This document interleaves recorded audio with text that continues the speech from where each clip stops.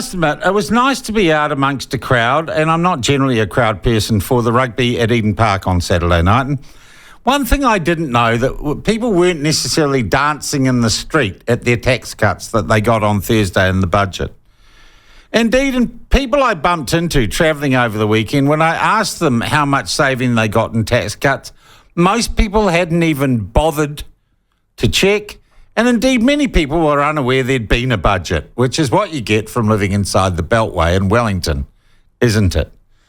There has been much gnashing of teeth on social media. Apparently, the National Party are meanies.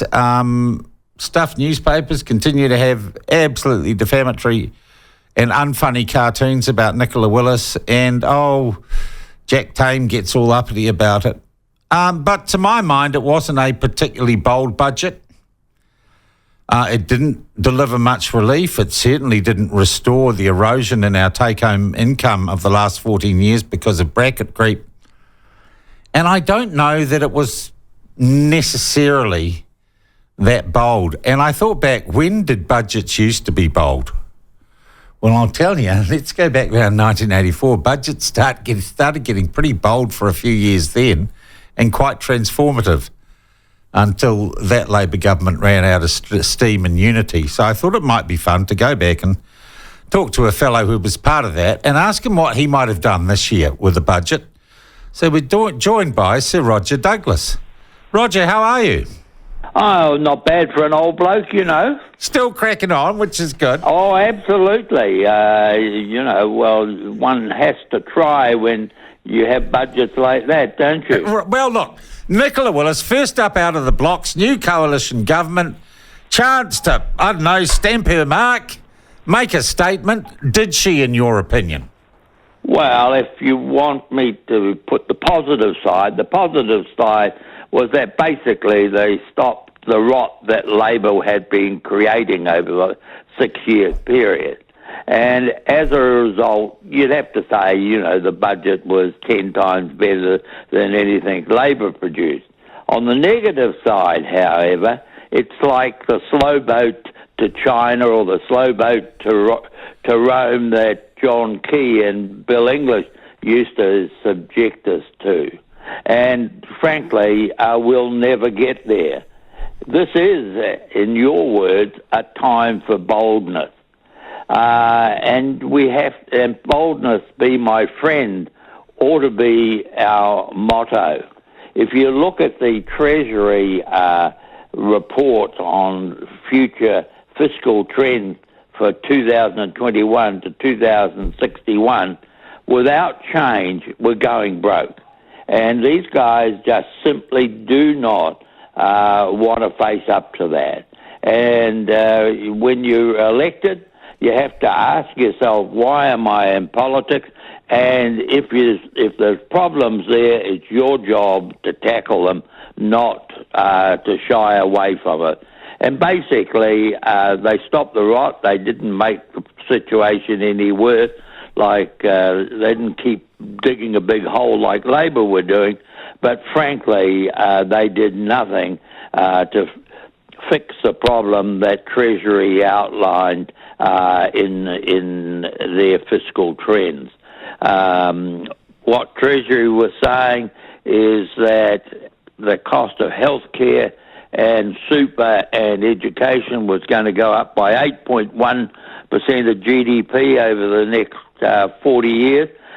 Put that in terms of dollars, that's well over $100 billion. And we're going to pay for it, and we're in trouble. So let's get on. Do you want a bold outline of what I would have I do. Looked at? I do. What's the answer? Well, the answer is to be bold, first thing.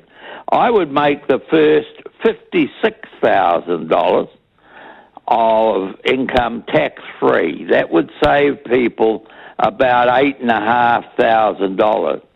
$6,000 of that saved for 45 years, so the young would start to get some positive rather than being kicked in the belly all the time.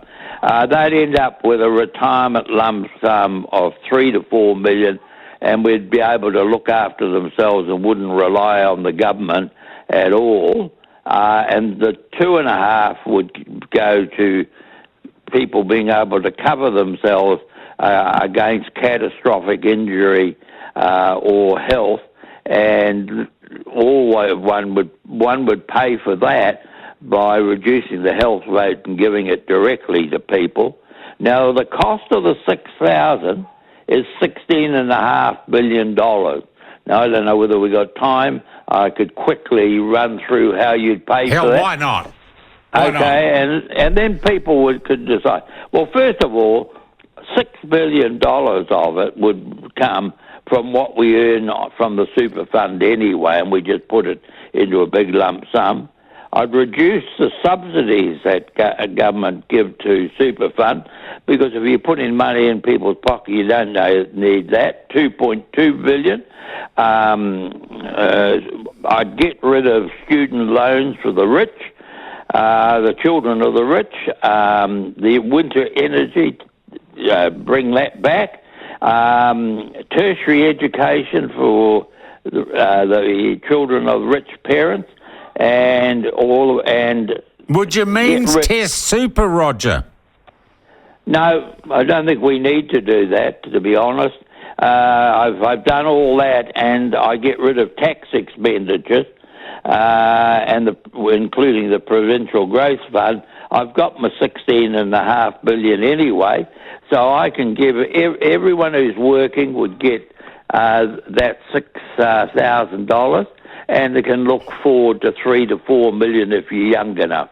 You would still argue, you still stick to the philosophy I think you've had for a long time, that people can spend their own money far better and far smarter than the government does. Well, absolutely. So that's the other part of the equation. That fixes the finances, what I've outlined. But what we need to do is to make government more efficient. And when you come to health, to housing, to education, we've got to start to create a competitive market so that schools competing against other schools and allow the private sector to come in. If we did that, we could have improvements in productivity of 30 or 40%, exactly what we had in the 1980s when we reformed government businesses. That would set New Zealand alight, and instead of having the worst productivity in the world, we'd get up to being one of those who had the best. And we could all be rich again. Well, Roger, that was a feeling I got. No, tell me. You know why we don't do it, though? Because the politicians love the power.